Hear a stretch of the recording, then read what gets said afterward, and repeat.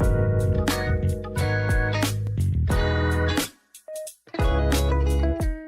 everyone. Thank you so much for joining us for the first in a series of webinars that Ambika and I are very excited to be launching this year.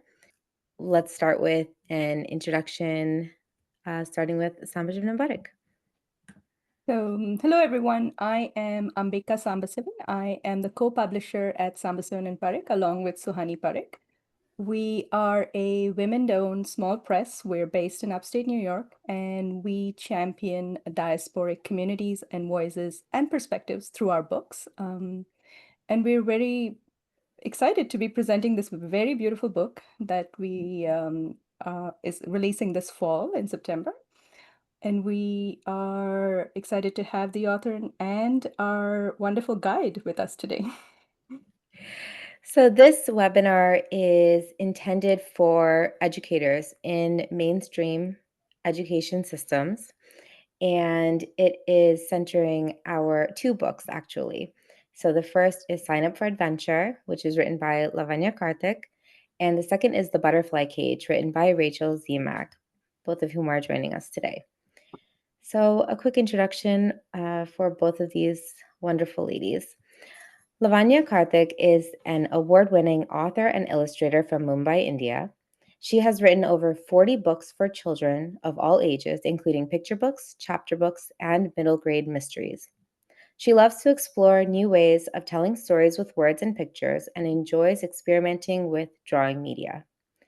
She finds ideas for her stories on long walks through the bylanes of Mumbai, on train rides, and in her little garden.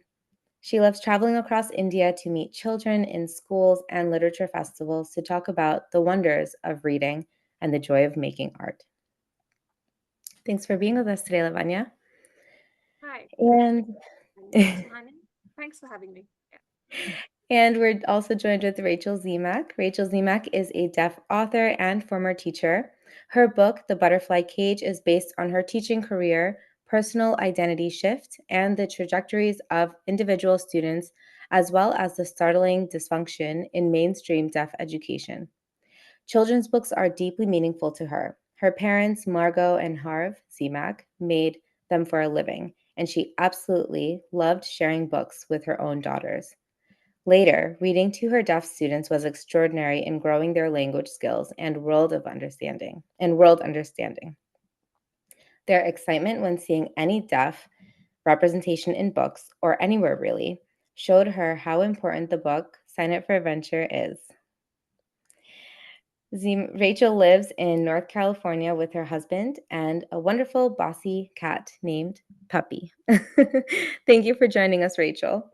Thank you for having me. This is a wonderful opportunity, very important and wonderful opportunity to talk to teachers about these issues. So these webinars really are intended to help support the books we publish and spotlight other really, really impactful books that can help teachers with incorporating different practices and methods into their classrooms and have a deeper understanding of the communities that we center in the books we publish. So this is really a special book to start with and a very special community to spotlight. We are using captions during the recording of this webinar, and the webinar will be recorded and shared in different formats, but captions will always be included in them to make sure it's accessible for all. Yes. That Rachel herself will be using the captions during this webinar. Yes. Ambika, I'd love to pass it over to you to kick things off. Sure. So the book has a bit of a history. It came across, my inbox about 4 years ago, I think, Lavanya, right? When it was published in India. And the editor, Lavanya's Indian editor, sent it over to me, and she was like, "Oh, you must see this beautiful book. We just published it, and I think you would like it." And we had been in talks because we were talking about other books as well. And when I first saw the book, I was and I don't have a background. I mean, my knowledge of the deaf community is limited as a hearing person, but I saw something really beautiful in this book because it was the friendship between a hearing child and a deaf child, and they're trying to bridge the gap, the language gap between them. There was something really joyful and positive about the book, which I really enjoyed. So I felt like it had a lot of potential. We went ahead and we got the North American rights for this book, and that's where the journey really began. So, Lavanya, can you share what Sign Up for Adventure is about and what inspired you to write the original book? Sign Up for Adventure started as this book. Uh, it's called When Adult Speaks, Words Dance.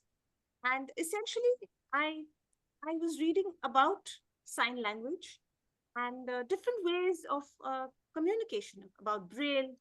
Uh, it just got me thinking how fascinating it is, the whole idea of communication.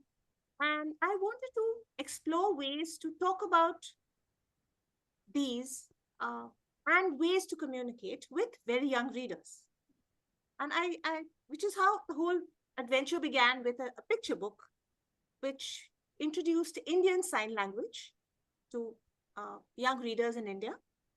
And the book is, well, it does talk about a child who's deaf. So it does talk about disability. But more than that, it's about ways to bridge gaps, to overcome differences and learning to communicate when typical ways like speaking, like talking aren't really available to you. And it's about bridging gaps and learning to empathize and reach out and find creative ways to become friends. So it's a book about friendship as well, not just sign language or communication. It's about how to make friends. A lot of those ideas are, when all of us got together to make sign up for adventure, that's still the core of the book. I think the ideas remain the same, but I think the story has just evolved into so much more. The adventure, the relationship between the two children has just evolved beautifully. So it's been a very exciting journey, a second journey for the book into a very, very beautiful book, but that I'm very proud of, called Sign Up for Adventure. Wonderful. Now, Lavanya, you're not a deaf person yourself. So, how did that impact the way you had to frame this story's perspective? I'm not from the deaf community, but what I did see was that in India, there is barely any interaction in school at the school level. There is no integration of children with disabilities into the conventional education system. It is a very difficult task, because and the kind of school system we have prioritizes marks, and there's a lot of the usual very, very stressful education system makes it very difficult to integrate children with different learning abilities or disabilities which require special help. And as a result, I feel that a lot of children who are in conventional schools go through life never meeting someone who's different from them. You tend to be in the same kind of narrow bracket of people, of abilities, of economic reach. And I felt that it was important to talk about these issues in a book like this and introduce the idea of empathy and difference with a book about sign language. How was the book received in India, Lavanya? If you can tell us a little bit. It's been 4 or 5 years since it's been out. Yeah, it's received a lot of love. It's still a book that gets talked about every now and then. It has been integrated into a couple of textbooks, I believe, as part of curriculum.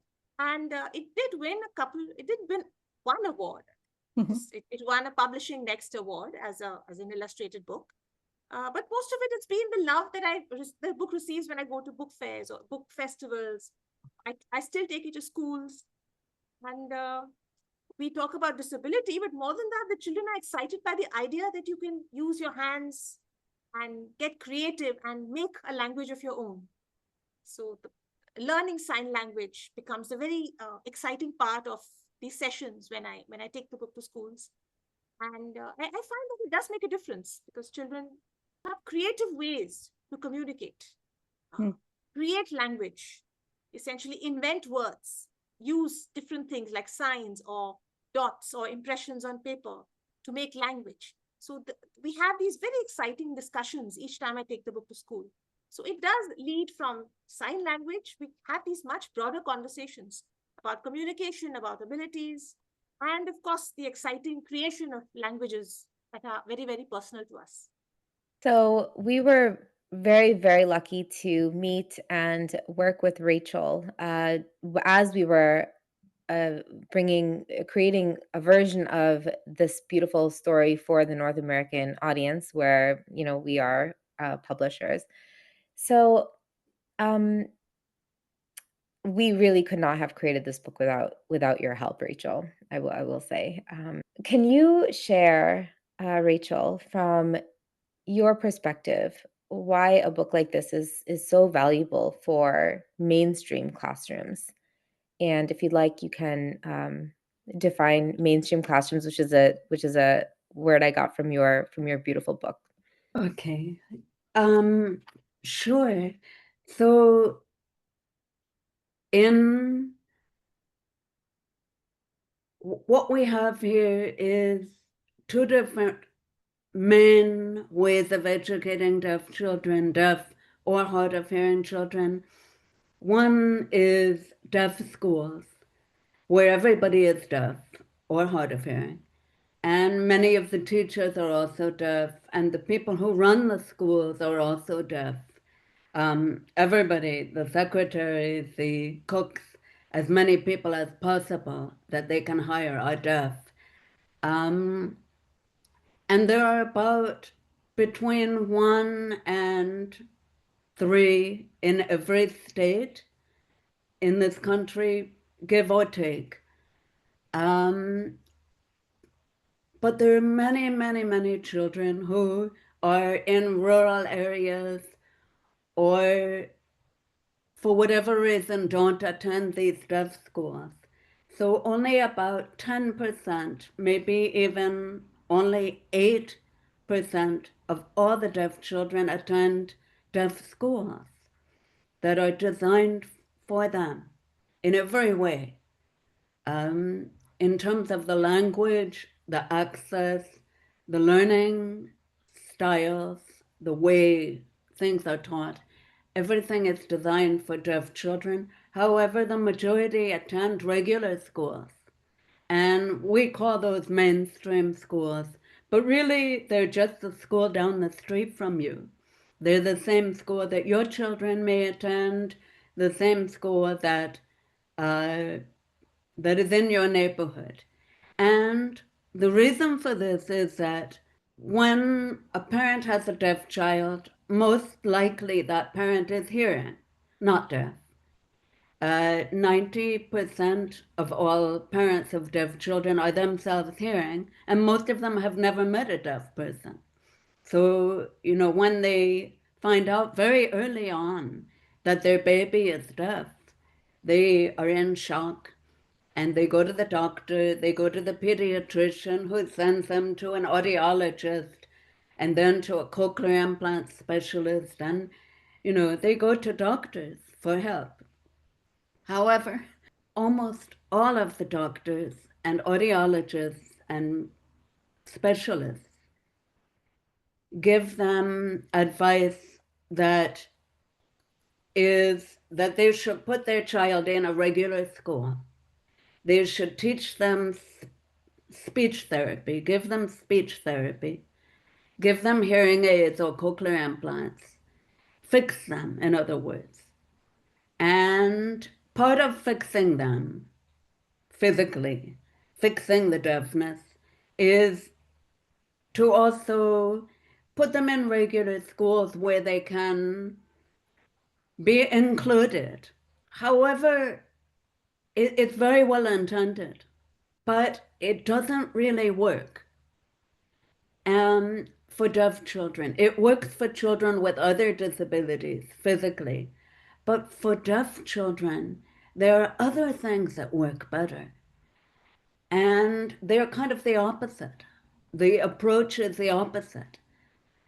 So when the doctors tell parents, don't worry, your child can be fixed. We can put a device on them. We can give them cochlear implant surgery, which is very, very popular, very expensive, very, it varies in its actual results. but it is pushed by doctors heavily, almost all of them. When they say this to parents, they're giving them the message that there is something wrong with being deaf, but we can fix it and then you'll be okay. And part of fixing it is to put them in a regular public school, separate them from the deaf community. And the most harmful thing of all that they tell parents is not to learn sign language.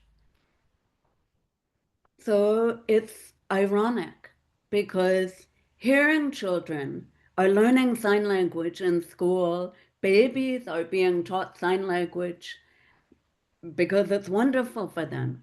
They can sign way before they can speak. And hearing people of all ages, college, high school, are learning sign language as a foreign language and loving it. And the career of interpreters is a huge career. Yet, when it comes to deaf babies who actually need it, in order to develop their brains, they need it. They need sign language because what I saw when I was teaching was that if they're not given sign language, and by that I mean a bona fide language, not other forms of signing like C signs or SEMCOM or total communication or QED, from what I saw, it's the real sign language of the deaf community that is the most powerful. And if they are not given this, but they're put in an environment at home and at school where everybody is talking, then their brain is not getting the language it needs to form a foundation of language. And because of that, it's not developing normally. So if too many years go by, they miss the window where their brain is supposed to be getting language. And parents don't understand that. And even specialists don't understand that very often, which is shocking to deaf people, especially when we see it in the classroom. And we see these wonderful children, intelligent children, who can't answer simple questions because they don't have a language yet. And the moment you give them sign language, it's like a key that opens the door to their brain.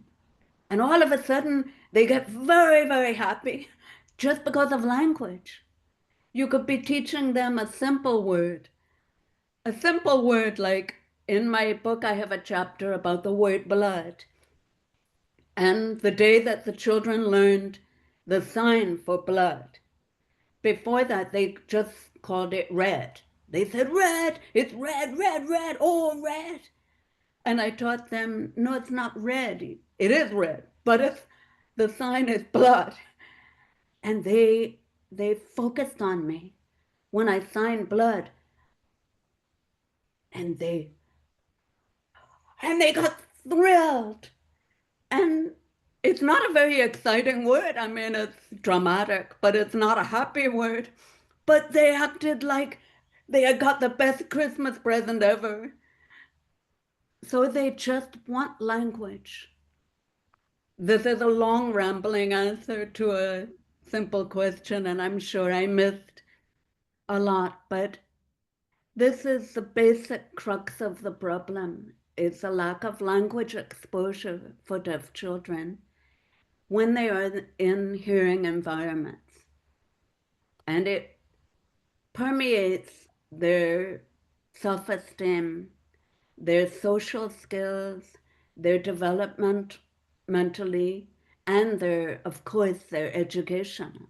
This is extremely valuable for us. And I think taking us back to the start of the journey with Sign Up for Adventure, we were trying to bring this book and situate it in North American classrooms. So that's essentially why we reached out to Rachel, why we reached out to the American Society for Deaf Children, asking them for help to make it applicable to how the classrooms are set up.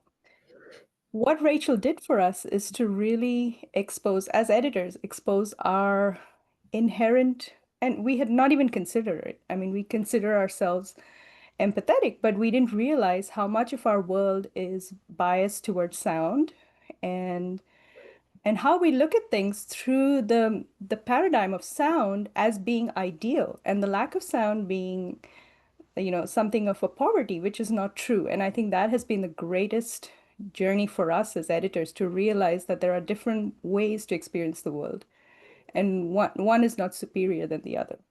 100%. It's been eye-opening working on this book, and we've come out of it with a whole new breadth of understanding, which we would not have had otherwise. So, Lavanya, so you touched on this pretty briefly, but how is what Rachel describes the experience here for children? How does that compare to what you've seen in the Indian school system?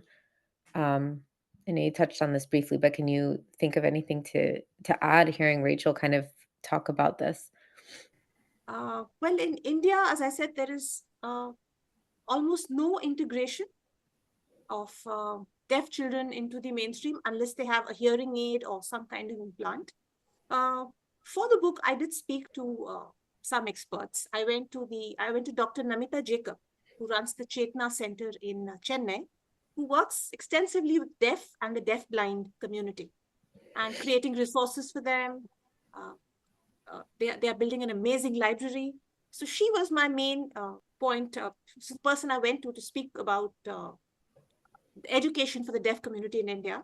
And what she said was that it was even, as grim as the statistics Rachel mentioned are, it is far grimmer in India, where I think there is little to no integration of children. There are deaf schools where the deaf are sent to study, and the curriculum is always not at par, not at par with the education system that the mainstream schools follow. So there are a lot of problems that the children face once they graduate from school and they're trying to find vocations, they're trying to find jobs. There are a lot of difficulties they face. And Actually, really interesting the way you said it right there. And it kind of, so here, what it is that the students are, majority of deaf students are integrated in mainstream classrooms, with a very small percentage of them that are able to attend a school designed for the deaf community. So in India, what you're saying is that integration into mainstream schools is actually very little, and majority of the students are attending schools that are known as deaf schools. But you're saying the issue comes more with the quality of education, and after the education with with integration into society. So that's actually really, really interesting to see it that way. From what I hear Rachel saying, it would serve students so well to be in a school that's designed for them. But here it's almost what you're saying, it's like you get that, but it's not what it should be. It could be better. So that's really interesting to see the difference there. and now the thing is, we've also had laws which are creating equity. So like more and more the job market, there are laws which state that you cannot turn away or discriminate against people with disabilities. So there has been an increasing integration of people. We are slowly waking up to the idea of wheelchair access. It's only the last decade that you find that public spaces are thinking of the fact that you need to have wheelchair access. You can't have public toilets up a flight of stairs. You have to think about how people can access them. So things are actually improving in India. And if you can access higher education, I think doors do open. Your economic status is, of course, an issue. So once you graduate out of a school for the deaf, it is either a vocational stream, or if you are partially hearing, you have a hearing aid, college is accessible. You can get into college and work and way to degrees. But there are definitely still barriers. There are barriers. Again, I mean, for instance, we are, as I said, we're waking up to things like wheelchair access, and we have braille coded. Braille is becoming more and more visible, when you go to public spaces. But sign language is still it's most people haven't even heard of it. Most people are surprised when you tell them that yes, there is a way to speak. There is a way to communicate with your hands. You can use sign language. It is still something that most children have never heard of. So while things are changing, there is still, I think we still have a long way to go in India. And with the integration will come the challenges with accessibility and having to be more, make sure the schools are set up to be able to create a space that is for deaf children, right? So that they can learn in that environment. So that is going to be something that is maybe the next step to that. Hopefully it's thought of in advance, which would be ideal. But okay, Rachel, did you have anything to add to Lavanya?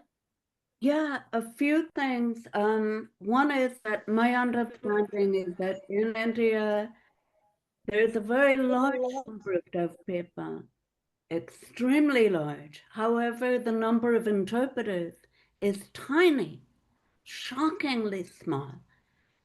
So that's one difference. We also have a lot of deaf people, but not as many as in India. And we have many interpreters. We don't have enough. However, we have vast numbers of trained interpreters, certified interpreters, compared to India.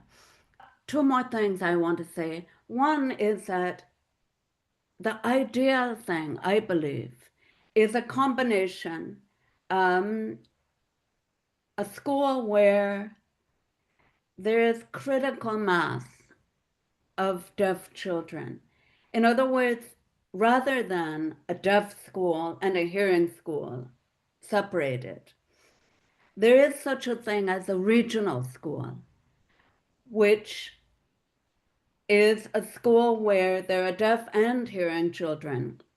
However, the deaf child is not alone. The deaf child has a group. So they're exposed to each other. They're exposed to sign language in a very natural, rich way, not just one interpreter in a classroom, but actual deaf people of all ages, the adults who work there, the children who are communicating in sign language in its natural form, rather than an interpreter signing a lecture. So it's indirect communication with the teacher for the child. And for a very young child, can you imagine how difficult that is? Plus, in translation, a lot is lost. However, if you're getting the instruction from a deaf teacher directly, it goes straight to your brain. And the quality soars. The speed of education and language acquisition soars by comparison. So that is possible even in a hearing school. And we call it regional centers, and many deaf people are trying to set up or want more regional centers, less isolation, and more exposure to other deaf people during education without having to go and live at a deaf school. As a child, live away from your parents at a deaf school, which many of our children do. The deaf schools in this country, many of them are residential.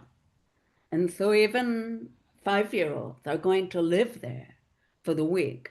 It's very difficult, obviously, to be away from their families.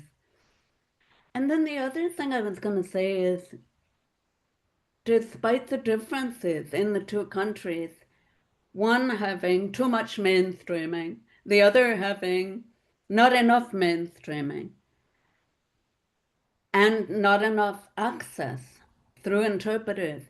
And also, in this country, we have had laws that, like the ADA law, American with Disabilities Act, American Disabilities Act, ADA, and LRE, which is another law that has impacted us a lot. That's interesting. So I'll share it with you in a minute. I don't want to get off track. So we have a lot of services, and ASL has been formalized as a real language, a world language here.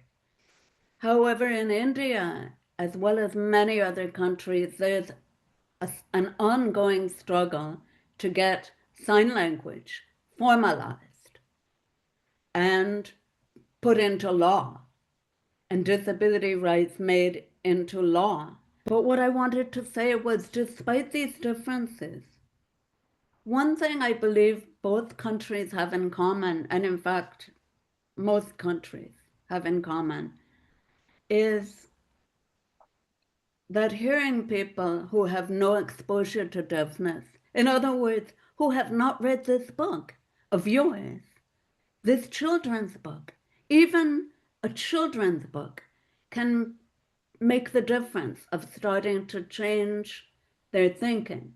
But people who have not read it yet, when they hear about a deaf child, their first instinct is to be sympathetic, pitying.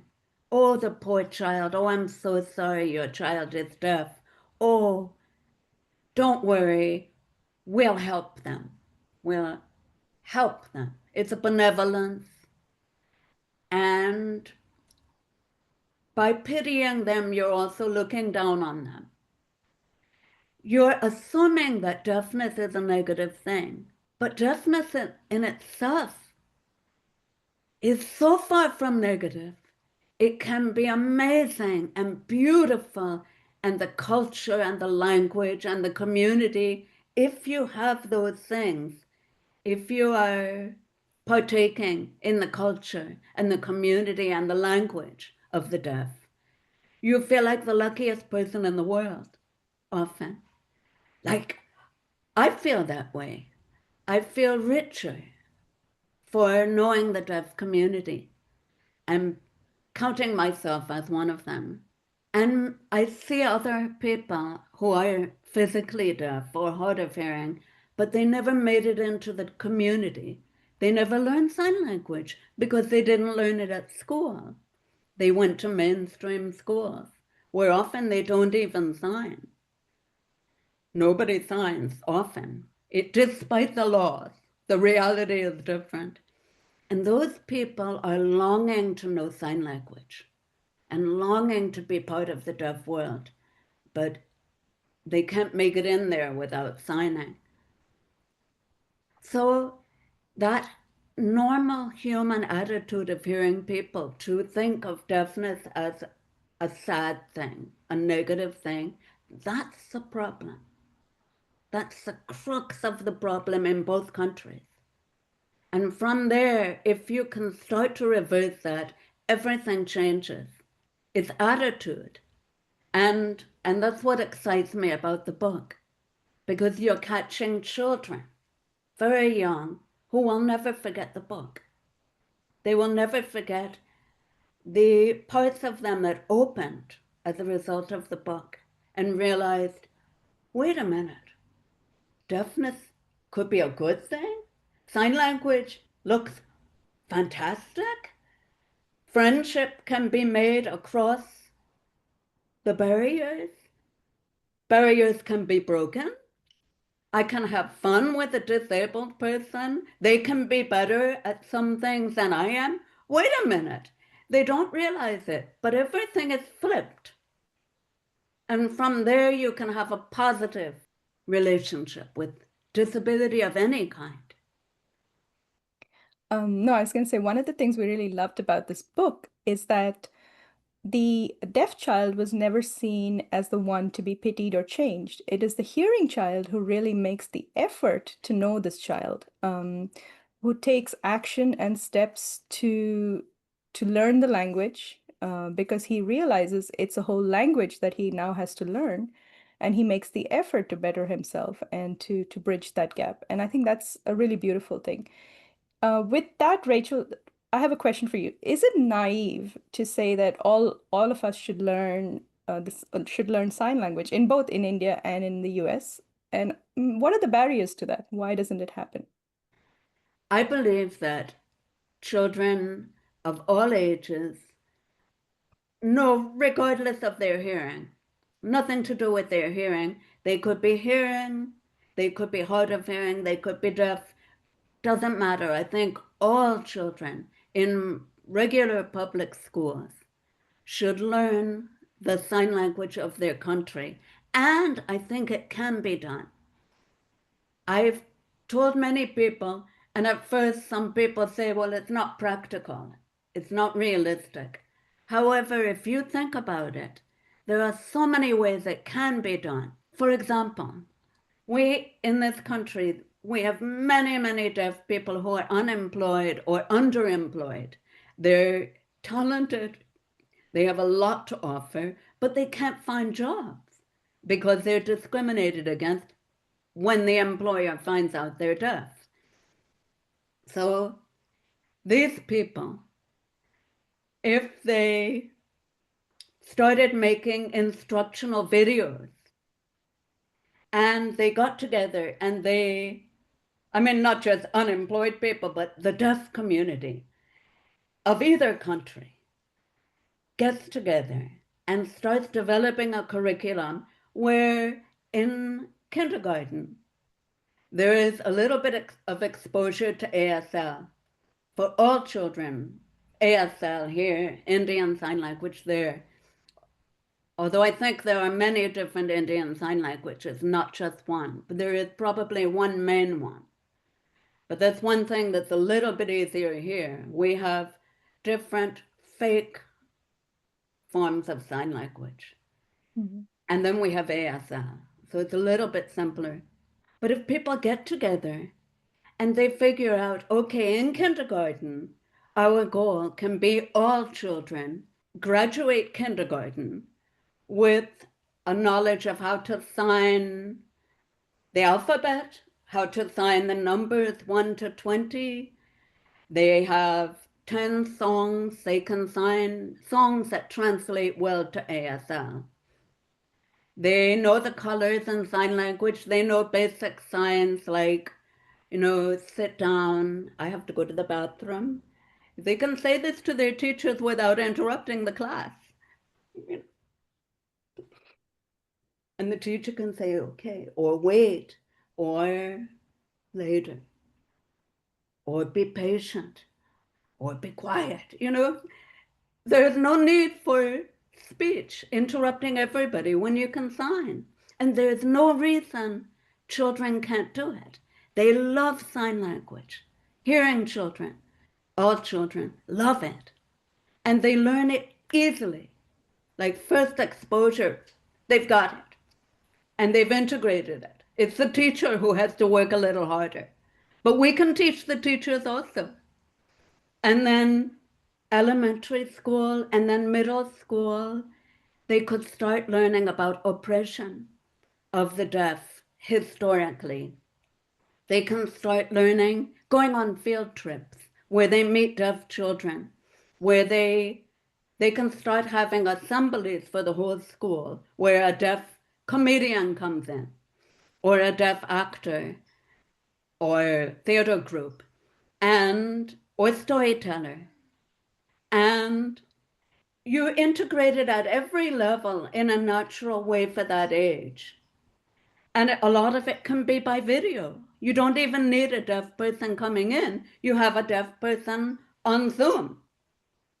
And you show it 3 hours a week, and you give homework, and you expect the kids to master it, but you make it fun and exciting. And integrated. You have the PE teacher using signs, the art teacher signing, etc. And all of a sudden, and then by high school, you get into, I mean, there are deaf TikTokers, influencers, content makers, creators. They're funny, they're wonderful, they're lively. And you're learning ASL, but also you're learning to not be afraid of deaf people. You're learning that deaf people are happy, successful, wonderful people.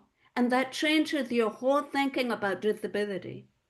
And last of all, after a while, if this was done, we do it for algebra, math, history, social sciences, art, PE. Why not for ASL?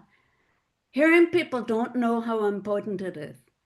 But from my point of view as a deaf person, what excites me about it is it's when. There are benefits that they don't know yet, that they will experience, their life will change as a result of knowing ASL.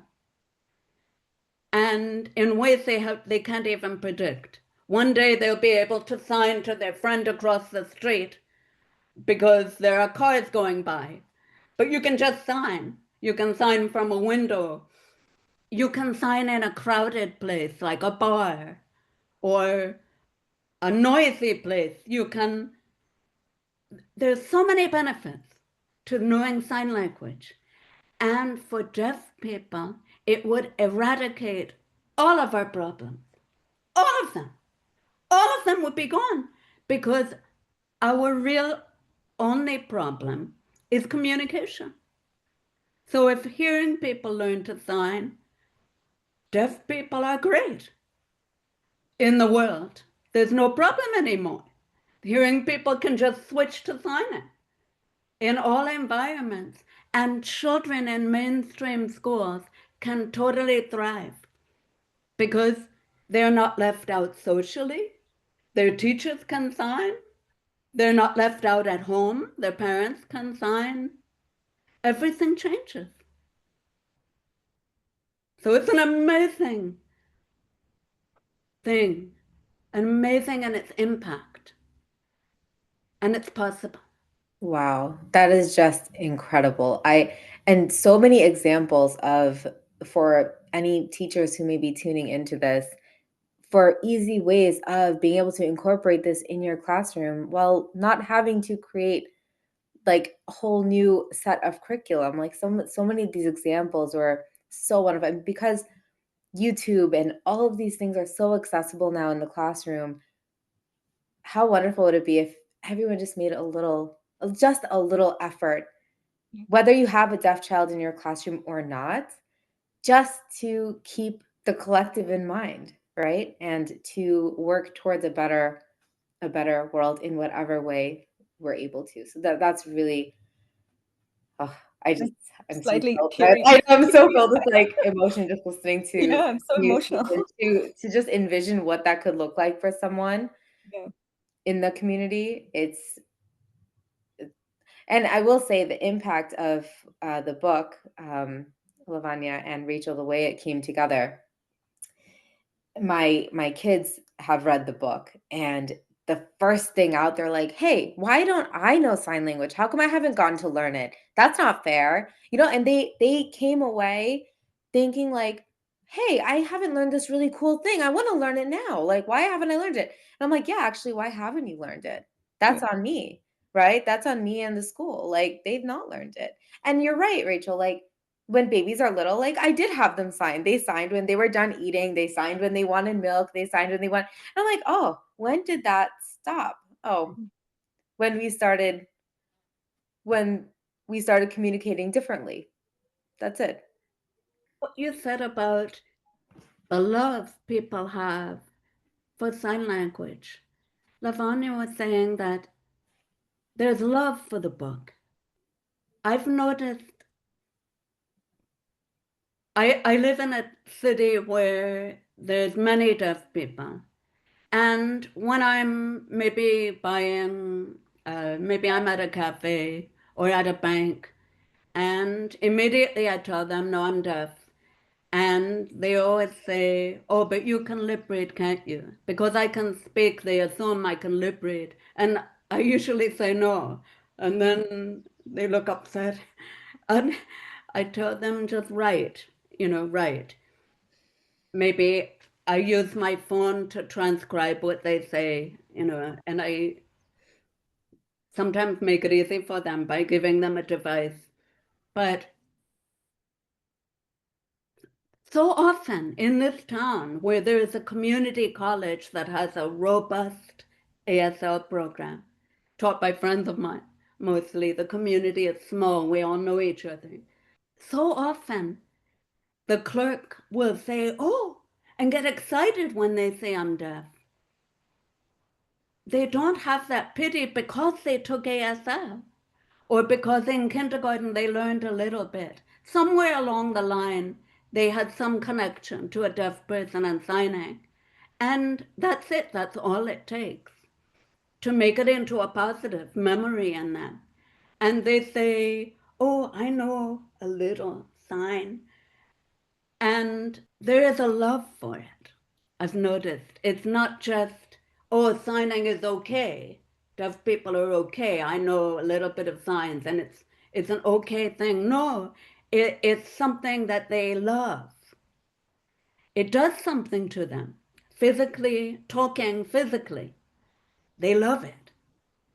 They did a little bit and they enjoyed it and they never forgot it.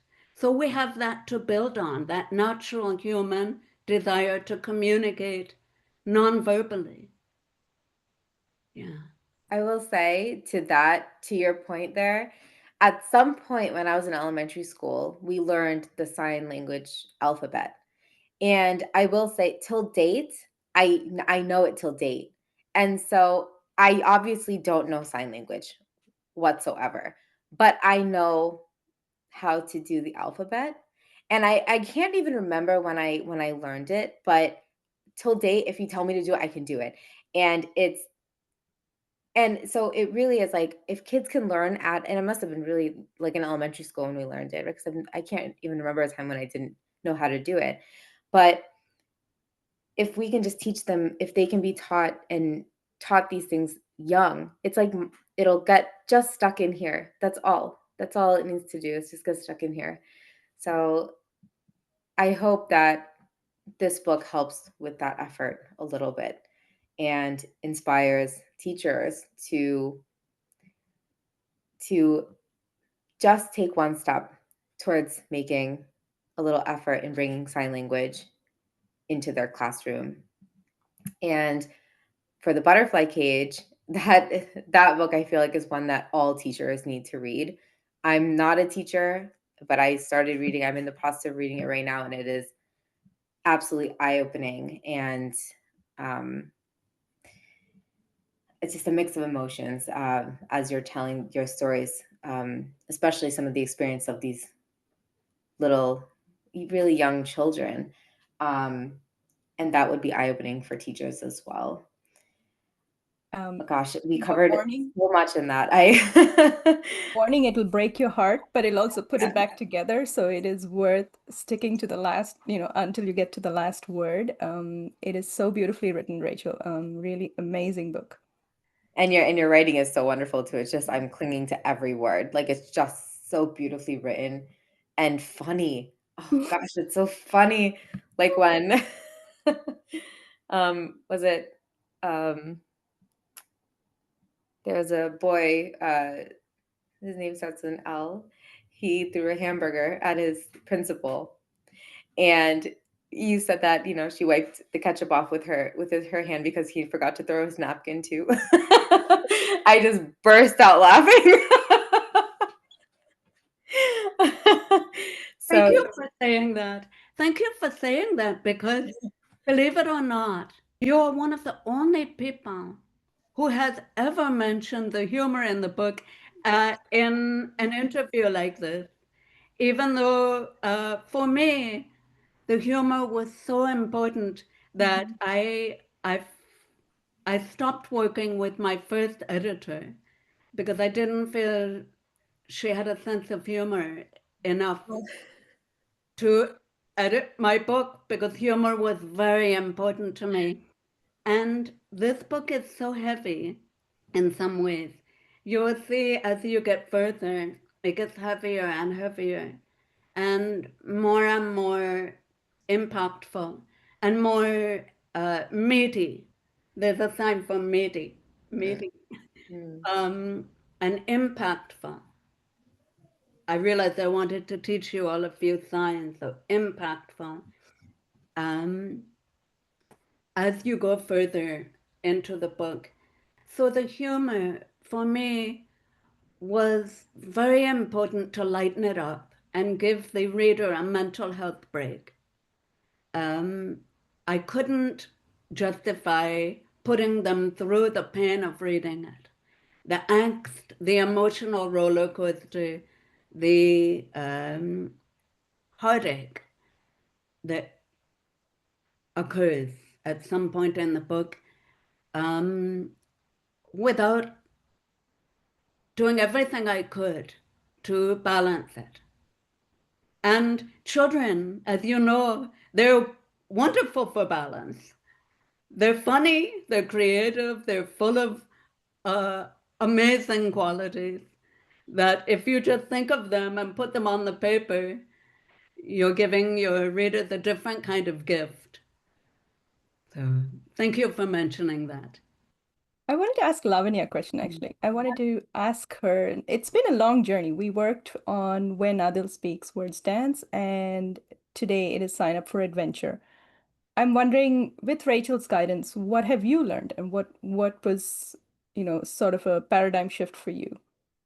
So much. I think it has been wonderful, Rachel, having you on this book because I've learned so much from you. And I think the book has totally changed from being a very, I think, just the nature of the characters of the children, the interaction with their classmates, with the other you know the other characters in the book, and even the just the understanding that you need friendship, but then you take the next step, which is learning sign language. A lovely part of the story that has emerged is the hearing child making the effort to learn sign language, which I think is it's a message that does need to be and put out. And of course, I think every discussion with Rachel, it has been amazing. It has been such an honor to have, been introduced to you as a result of this book, and learning so much about. Finally, being a hearing person, I come with certain prejudices. I come with certain assumptions when I write a story, and to relearn all of those has been very important for me. It is so easy as a hearing person to just assume, make certain assumptions, take sound for granted, as you said, earlier. There's so much we take for granted when we are, say, from the mainstream, and just learning to stop and and rethink our choices or rethink the way we are addressing a situation is so important. And I think that's something I've learned through the course of making this book, which has been such an adventure. I think I literally signed up for an adventure with this book, and it has been a wonderful one. Thank you. Yeah. Thank you, Rachel. Thank you. I want to say something to you. I have been so impressed by you, by this process on your end, because the first book I loved. I loved many, many things about it. I loved the art. I loved the energy of it. I loved it. But when I gave you feedback about the problems in deaf education, I was shocked by how you took the feedback, and you really took it. And I didn't expect that. I don't think I thought ahead of what would happen, but I had to be honest. And I believe telling the truth is very important. And that's one thing that in both versions of the book, you do, but in the second one even more. And by saying that not everything is perfect for Adele, but that some things are problematic. Sometimes a deaf child is lonely. Sometimes they don't understand the teacher. Sometimes they get in trouble when they don't deserve it. Sometimes they maybe wish they were part of, they had deaf children to talk with. You show that, but in a very nice way, by showing him signing with deaf children on one page, by putting the responsibility on the hearing people to learn sign language, not just on the deaf person to look normal. But all these things that are beyond what a children's book often has. The rosy picture of, a deaf child is in a hearing school and everything's great for everybody. You went beyond that, and that was brave and very important, because when a teacher reads a book to their students, they have the potential to close the book. And this is what I want to say to teachers watching this. Please take it as deep as you can. Don't focus only on the positive. Have the courage that these makers of the book, the creators of the book had, to look at both sides of the story, to look at the nuances of life for a deaf child in a hearing school. It is not always easy. And if you can first be proud of being deaf, if a child can first be proud of being deaf, unashamed, everybody around them, let them be deaf with a capital D, no shame, it's a good thing, nothing to be ashamed of, first of all. Second, to love sign language, embrace it. Everybody have fun with it, learn it, use it, play with it, don't be afraid. Take it on as your own, to whatever degree, 5 minutes a day. That's still a lot. And there are many apps to learn from. Lingvano is one of them. And it's fantastic. All deaf teachers, you want to make sure that teachers of ASL are deaf, not hearing, but deaf. That's one thing I'll say. But if you take sign language like that and enjoy it, and then seek out the opinions of deaf adults, staff, teachers, principals, administrators, I beg you, please, if you don't know how to do something, and you have no reason to know if you don't have experience, don't pretend you know, don't assume you know, but ask deaf adults and let them teach you the way you three did in an incredible way. Then it's game-changing. And it's only by being honest that you can get to that point. If you gloss over it and say everything's wonderful, then you're teaching the child to deny that they're deaf. And you're teaching them that deaf is a bad word. And you don't realize what you're doing. You think you're doing something good for them by including them in this way, but there's a different way of looking at it that's much happier. Absolutely. Absolutely. What a wonderful way to wrap and summarize it all up and leaves teachers with hopefully feeling inspired to do more. Okay, so to conclude, I have a question for Lavanya. Where do you see Adil and Neil's friendship going next? Some of the points that Rachel brought up, the ideas that she talked about in class, ways to get children using sign language. I think that's an exciting idea. And perhaps Adil and Neil can do something about it in their next book. I would love to see that. And Rachel, maybe we can work with you on that. we can bring the two I'm together already again. excited about that. I'm already thinking, maybe this, maybe that. Excellent, excellent. Well, when I was teaching, I was always reading children's books to the kids, to the deaf kids, because it's a way that you can enrich their language base very quickly in a very fun way with pictures and a story, and you can teach them about all kinds of things way outside of their life experience through the book. But I noticed one time I brought a book in by a deaf author, and I had the book behind me, and I said, I have something special for you. And I showed it to them, and I said, guess what? The author of this book is deaf. And they started, I was shocked at their reaction. They were so excited. And I'm not sure they even knew what a deaf author means. The word author, the idea of somebody writing the book, I'm not sure they understood that books are made by real people.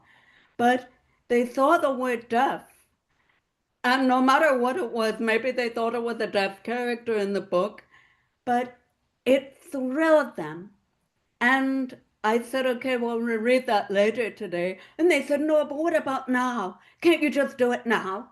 And they were desperate for it. So I never forgot that moment. And when I saw your book, that is always what I was imagining. A teacher with a class of children, maybe one of them, maybe all of them, maybe none of them are deaf. But if they are deaf, if there's any in there who are hard of hearing or deaf, they will have all these emotions triggered by the book. And maybe some of them will be like, oh, I don't want anybody to focus on my deafness. Oh. And by the end of it, they'll be like, well, wait a minute, that wasn't so bad. Or if they're proudly deaf, they'll be thrilled from the get-go. Or if they are hearing, they'll be curious and they'll learn from the book, hey, this is something we can talk about. We can discuss it openly. We don't have to tiptoe around it. We can discuss it. What does it mean to be deaf? So for all children of all kinds, you're giving the teacher a profound gift and a tool to further your students' development and understanding of disabilities, of language, of friendship. It's a very important thing when you're in front of real children to have a book like this. Thank you for sharing that memory. That's just wonderful. And we're very happy to have had a chance to help in creating this book. It's been wonderful. It was an honor to work with both of you. Both of you were amazing in terms of how much energy and positivity you brought to the whole process. We really enjoyed it. It was a long process. It was, and I'm sure it was a tedious process at times for Lavanya, but it was truly a wonderful journey. And I'm so honored to have been on this journey with you. Thank you, actually. I learned so much. It is an honor and very, very grateful that I got this opportunity and we could make this book together. It's been such fun. Likewise. All right. Well, that's about it. We've discussed a lot, learned a lot, laughed a lot, and a lot of takeaways. So, thank you both for giving us your time and sharing so much valuable insight with us, and hopefully a lot of educators out there who will watch this and hopefully read both of your beautiful books. And we look forward to seeing you guys again really soon and talking more, hopefully about book number 2. Rachel, can we end with one sign that we learned from you? Oh, yeah. Well, one of them is beautiful. Beautiful. Beautiful. Let me teach you a few signs. Beautiful, Mhm. friendship. Friendship. And if you're talking about a very good friend, you say, and your face is like this. Whereas an acquaintance, friend, it's all in your face. And nuances of how you sign things. book, Mhm. art, illustrate, write, make up. This is a nice one. Make up, to make up something creative. It's ideas coming out of your head and Both hands? something, or you're making that all up, I might say. It's in my face and how I do it, yeah. Or be creative. It's all about how you do it. The sign shifts a little bit depending on what you mean, and the face shifts. And you add all this nuance that you cannot add with speech. Yeah. So it's, in some ways, I believe sign language is superior because it has nuance. Sometimes you vibrate something. Like I taught my husband yesterday a sign for to go on and on about something, to go on and on and on and on. Yeah, you that on and on and on. And if you do it, he's going on forever, or hey, don't go on too much. That I can use. I'll be able to use that one a lot.